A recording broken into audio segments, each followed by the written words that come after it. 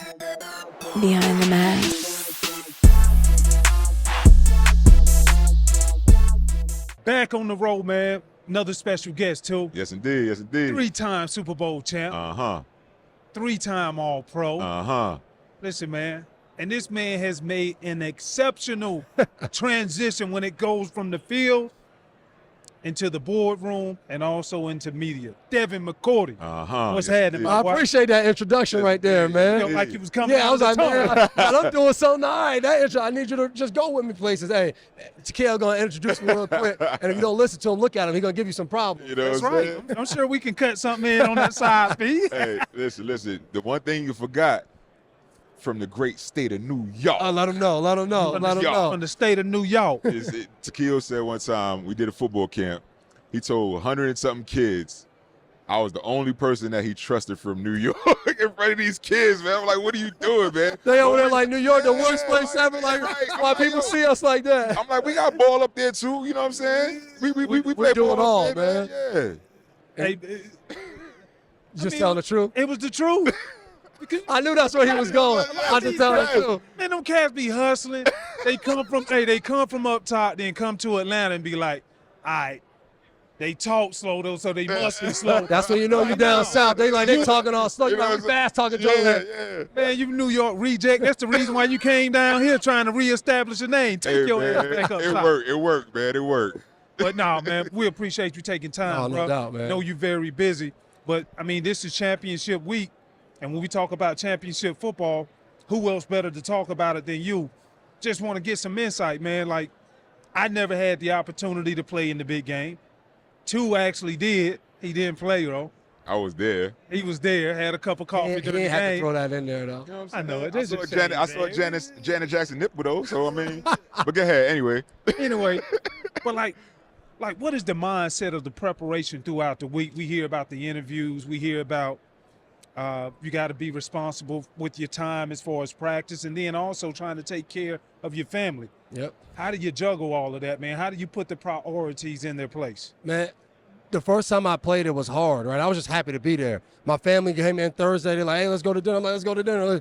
Then I lost that game. So I was like, all right, well, if we get back ever again, we can't do it the same way we did it last time because it didn't work out. Right. So for me, it was understanding for my family, when I say something, you might not like it, like, hey, I don't want to do this, I don't want to do that, but you'll like it Sunday after the game if we win. Yep. No one's happy if we lose. We're at the post-game party. Post-game party happens no matter what, win or loss. Everybody, we in Minnesota, J-Lo is killing it. On stage, she dancing. We all sitting there like this.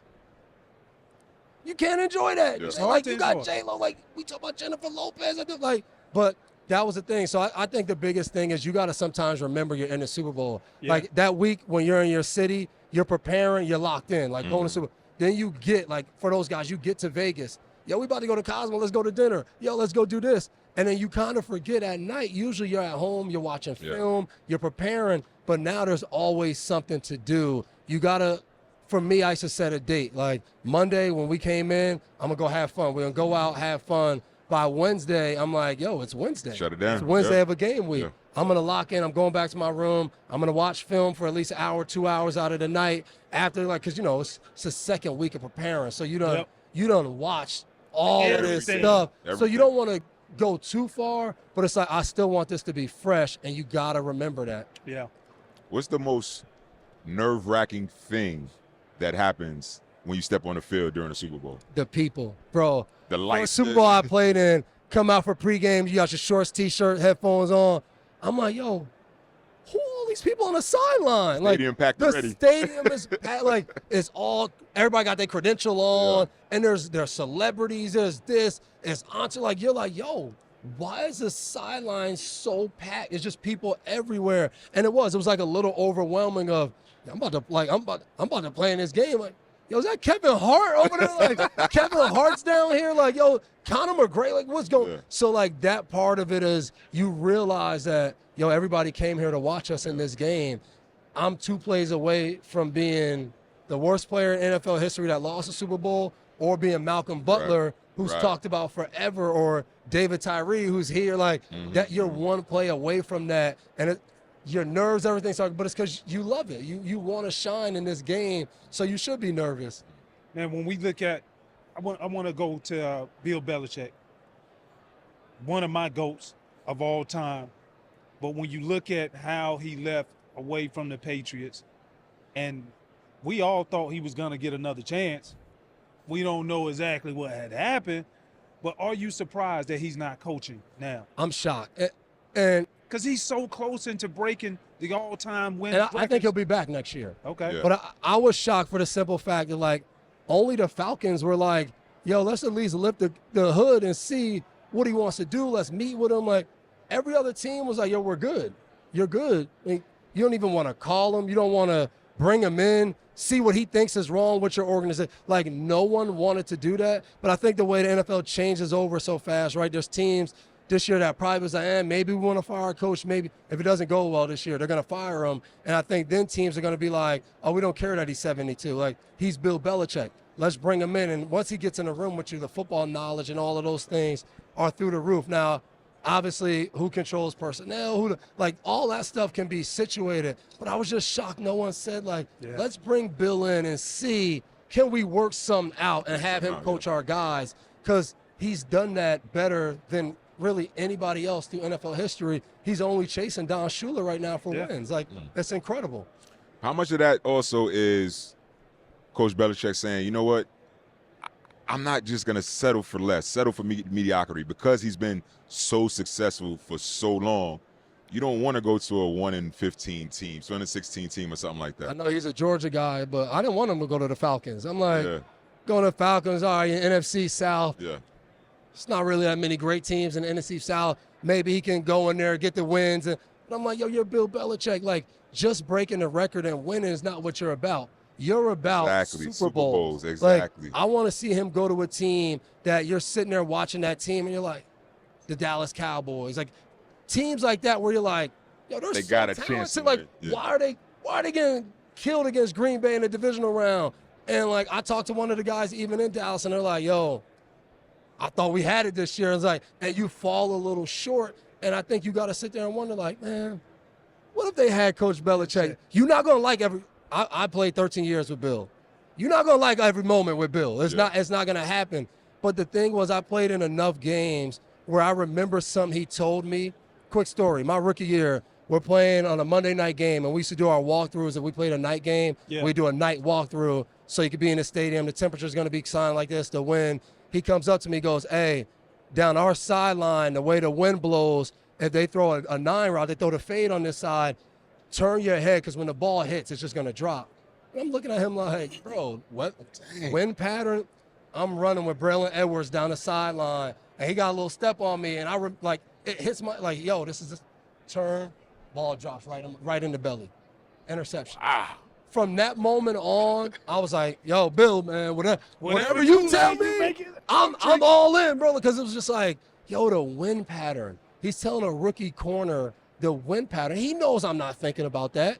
He's finding that small little thing that might help the team and help me make a play. Like, for me, I was just like, yo, this guy, he gets it. Every aspect of it. Can coach any position in football. Were you there the year when Randy Moss and Derek Burgess was there as well? Your rookie year? So my rookie year when I got there, Burgess was there in the offseason, and then we traded Randy week 4. So I heard this story. Burgess told me the story about how he came into meetings one time, and it was a huge snowstorm. That was a year before I got there. Okay, yeah. So, but you talk about the attention to detail. Yep. And he sent Burgess home because they were late. Sent Moss home because they were late. Dallas Thomas. Yep. So, was there ever any stories with Bill like that in terms of his detail and the way that he ran the show? You talked about why it worked in terms of the detail with the fade route and et cetera. But on the field, were players ever not receptive to his coaching? Yeah, you just didn't last long.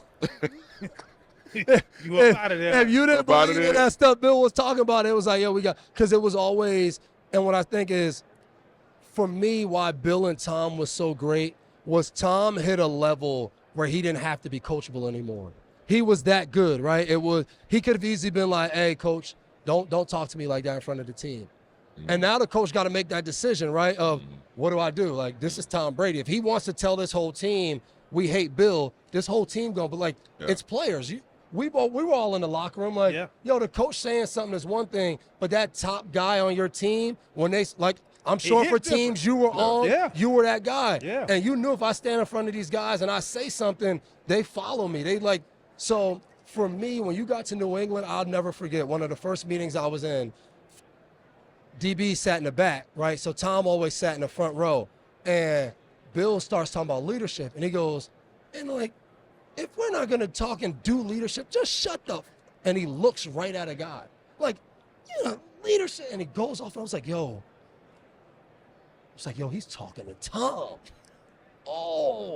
Like, and that to me set the tone for the team. Yeah. When you watch Tom make a mistake and Bill would rip him in the meeting, and I know Tom didn't like it, but I think Tom also understood him ripping me like this sets the tone for every one of these other guys. They know if he talks to me like this, you can't say shit. Like, you can't do anything because I'm him. Yeah. Like, he's not going to talk about himself like that, but he's him. So, like, to me, Tom allowing Bill to coach him hard, it made him better as a player. But overall, it made our teams. Free agents came in, like, you think you know something, and you're not trying to listen to what he says, and you hear him coach Tom like that, you're like, oh, shit. I got to receive it. You got to. And if you didn't, it was like, all right, cool, we'll get somebody else in here that will. And it was that simple. Now you're looking at Bill is gone, Gerard Mayo is in. My guy. So, like, everybody wants to know. Like, we hear it behind the mask like the stories, dog. Why Gerard? Relationships. He's a people person. I went up.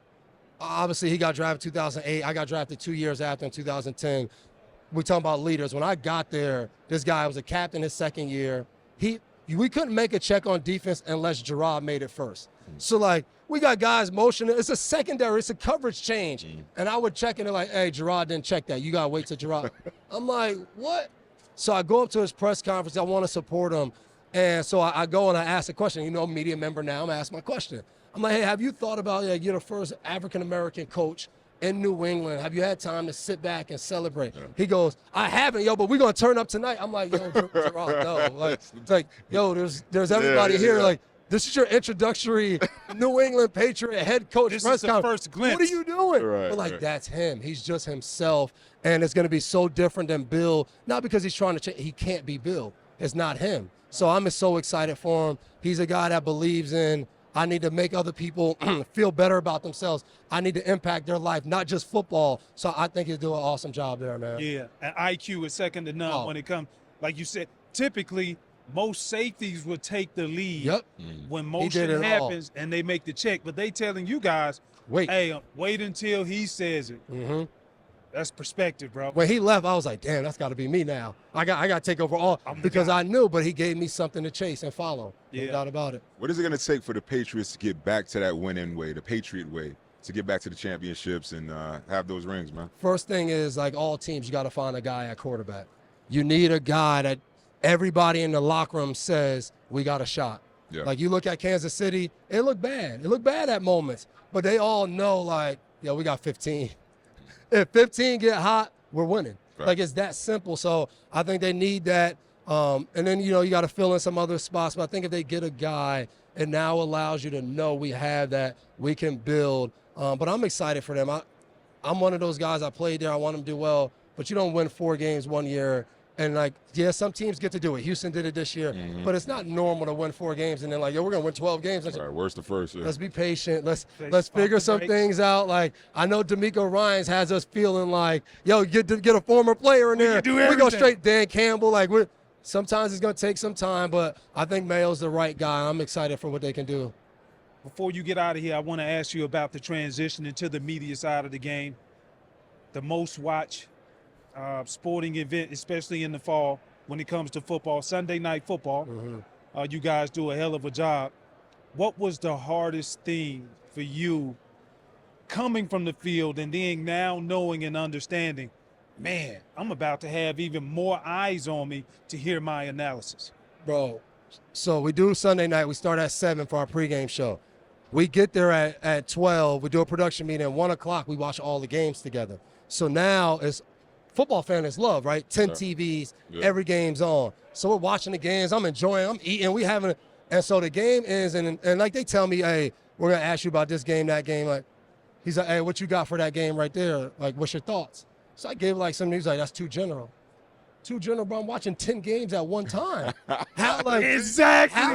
how you want me to get in detail about 10? Right. So, like, learning how to kind of focus in on the plays, watching, like, are they too high safeties? Are they playing a lot of man-to-man? Yeah. How's the protection? Are they blowing some protections? Are they running some, like, gap scheme? Like, watching those small things why, like, all these games are going on so that I can get in detail and talk. Like, no, it's not going to be, like, super thorough because I'm watching the game live. Like, I'm not going to be able to give you the feedback of when I go and watch the film. Got out of a gap But or something like I that. want to be able to, when you turn us on at 7, that I don't say they were bad against the run. Yeah, like, yeah, Devin, I checked. They gave Tell up me why. 150 yards. Tell me why were they bad against the run? Yeah. Hey, man, the guys that they need to hold the point, they got double team push out. They climbed up to the linebackers all day today, so they were able to run the ball because inside that, you know, the center and the 2 guards, they paved the way, and Isaiah Pacheco's downhill behind you. Like, that aspect of it, I had to learn and get better at it, of what to watch, so then go talk about it. Right, man. Well, bro, we appreciate the time, my Oh, G. definitely, man. We ain't gonna hold you in, but Keep appreciate doing you. y'all thing, man. We gonna keep doing it on this Love it, side. man. Behind the mask.